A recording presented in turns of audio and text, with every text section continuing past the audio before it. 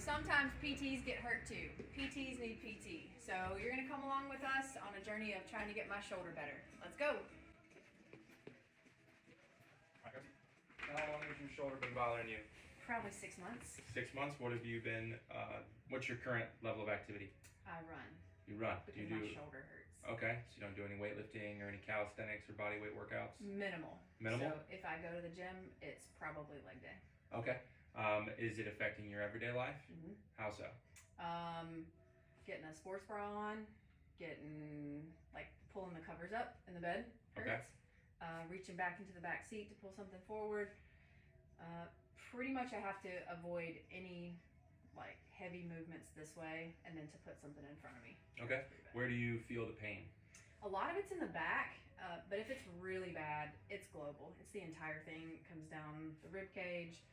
It wakes me up at night, aching. Yeah. So I feel like it's the whole thing at this point. I think it started in the back though. Started in the back? Okay.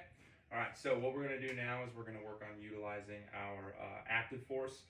So this active force is a handheld dynamometer. This helps us to measure range of motion and strength, and we're going to compare the right side to the left side, and then we will use those numbers to help us figure out where the deficits are, and then we're going to go into some treatment. Okay? Sounds good. All right, cool. So we'll start with strength. Let's go left one first, and we're going to go shoulder flexion. So I'd like you to just stick your arm out in front of you, thumb up to the ceiling. So I'm going to give you a countdown, and then I'm going to put some resistance here, and then I want you to push up against me as hard as you can. All right. Here we go. 3, 2, 1, go. Only little wrists. All right, there's one. And again, 3, 2, 1, go. Good. All right, now we're going to go to the other side. 3, 2, 1, go.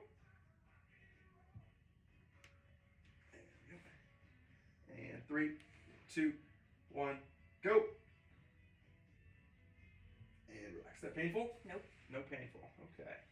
All right. Well, as you can see here, we do have a pretty noticeable strength deficit. So your left side has about 3 more pounds of peak force that it's able to produce in comparison to the right side. With that percentage difference, we want this number to be between 5 and 10%. Otherwise, we are at risk for more injury, potential lingering symptoms and pain. With this number being this high, we have some sort of a strength deficit, and now we've got to start to figure out where is that coming from. Is it tissue? Is it joint? Is it maybe a collection of those two things? Or is there some nerve involvement? Different things like that. So save that. Okay, the next one we're going to do is abduction. So we're going to start with the shoulder. It's just going to go straight out to the side, thumb, palm down. All right, here we go. All right, so we're going to start down here a little bit, and then you're going to keep the elbow straight and push up against me. 3, 2, 1, go ahead. And relax. 3, 2, 1, go ahead. And relax. Okay, let's go other side. Arm out. 3, 2, 1, go. Any issue there? A little bit. Okay, where do you feel that pain? Just on top. Top of the shoulder. 3, 2, 1, go. And how about there? Same thing. Same thing, still painful? Not terrible. Are you right arm dominant? Yes. Okay, so here we have much less of a deficit. Actually, your right side is a little bit stronger than the left, which with you being right hand dominant, that's not really something that we're too worried about. So this one checks out, we're good there. All right, this next one that we're gonna do is we're gonna go into some shoulder external rotation. So with external rotation, we're actually gonna have you flip and lie on your back, rest your head right here.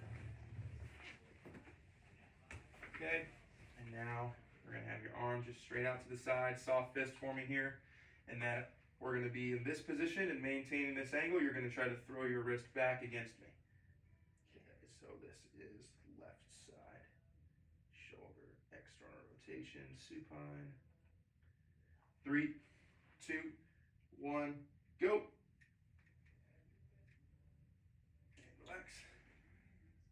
3, 2, 1, go.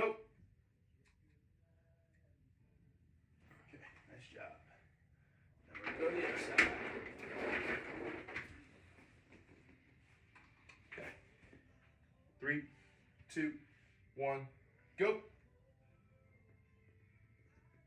Okay, any pain there? Yeah, that doesn't feel good. Is that one the most painful? Yes. Okay, 3, 2, 1, go. Watch your language. Sorry, did I say it bad? You were close. All right, you can sit up for a second. All right, so as we look here, not really much of a deficit, but we do have a little bit of a deficit there still with your right arm being your dominant arm. We would want that. We would think that that would be a little bit higher. And then the first test and the second test, we had a much lower start point. So you fatigued a little earlier on in that first test, whereas in the left side, your second test was higher than the first one. It's inverse to where your second test, you started out at a weaker point. So you're fatiguing a little bit more, at a little bit more rapid pace on the right side in comparison to the left. So we'll save that, and then we'll just go into external rotation range of motion. So you can lie on your back. We'll go back to that same position. Okay, so range of motion, we'll go active, both sides, start on the right, shoulder, external rotation. So you're gonna hold this in your hand. Okay, we're gonna be right here.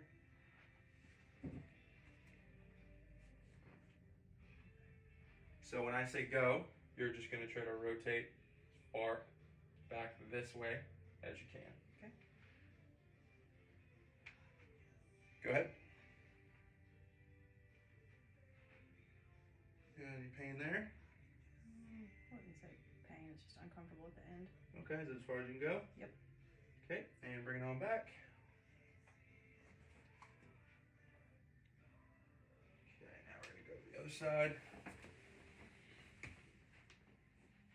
Hold this here.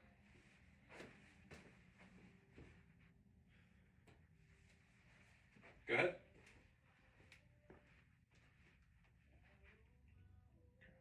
Bring it on back. Okay. All right. Okay, you can sit on up. All right. So, as we can see here, a pretty noticeable deficit. You've got about 36 degrees more of range of motion on your left arm, and your right arm dominant. So we would think that you would have at least more than 84 degrees, especially because you also played softball. So having this be the position that you're in, and have that pinch and kind of that catch that's in the shoulder, preventing you from getting to 90 degrees. This has given us some information into the tissue. Likely the rotator cuff is not torn. We're not seeing any crazy loss of strength, but we are seeing some strength deficit and some noticeable range of motion deficit. So there may be some possible posterior impingement on the backside of the shoulder blade, or the backside of the glenohumeral joint as you rotate into external rotation. And then we have some inflammation and some weakness or insufficiency of the rotator cuff that's leading to some spasms and some pain, and then reducing some of those motions that you're currently having limitations with. Right. So we're gonna go into some dry needling for you now. We're gonna have you lie on your stomach. I'll have you remove your shirt, and then we'll go from there. The scapula right now, so everybody's structures are built a little bit differently.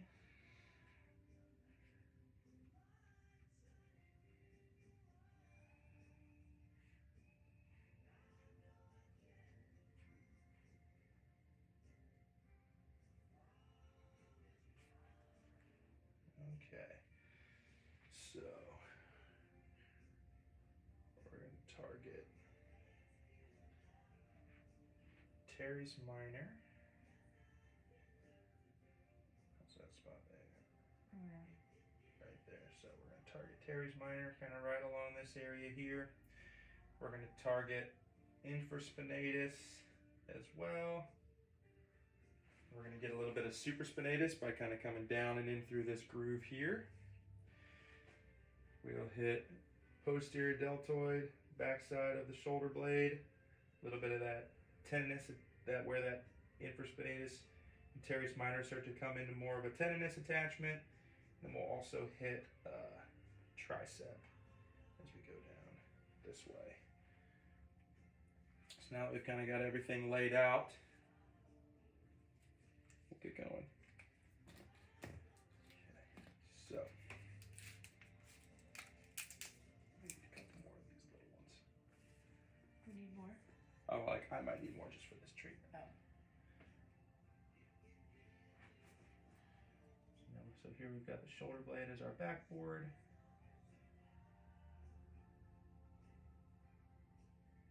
There we go.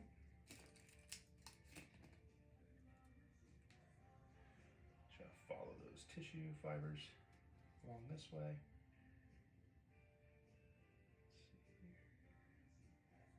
There we go. A little tight tissue there. How's that feel? Achy. I bet. Ignore my terrible posture as I sit hunched over you here. Okay. A bit more infraspinatus there.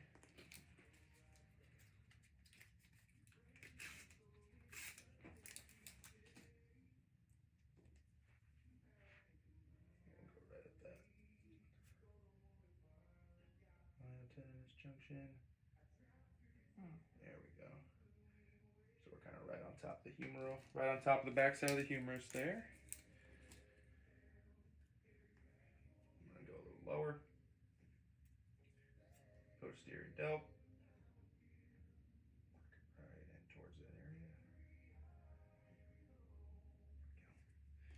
And then we'll work tricep next. Doing okay? Yep. All right, great.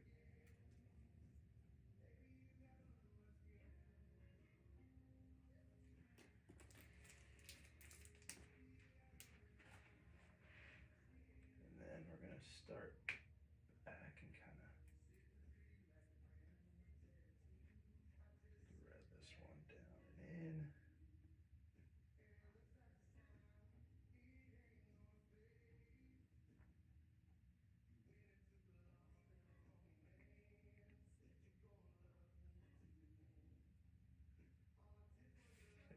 Doing okay there? Mm-hmm. All right, we've got one more. Now I've got the stem.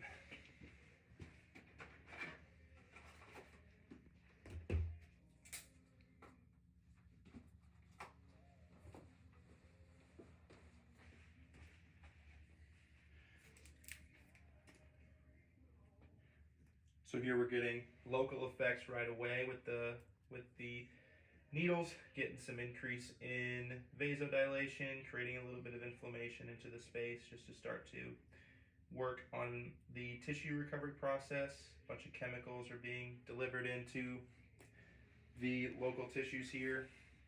Then as we start to incorporate the stim, this will just help with a little bit of pain control. That'll also help the body produce natural opioids and other chemicals that help to rehabilitate and help to heal muscle tissue, nerve tissue, joint tissues as well.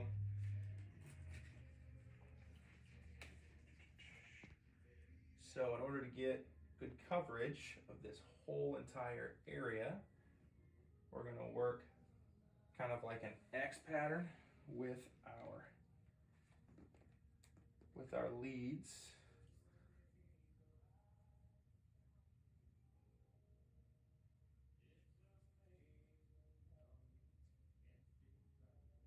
Okay, so by forming this X pattern, we're covering the whole entire area. So the electrical stimulation is going to ping off of all of the metal needles that are in between where the leads are. Starting to feel it there. Yeah, get a little jump, infraspinatus jump. Let me know when it's strong but comfortable.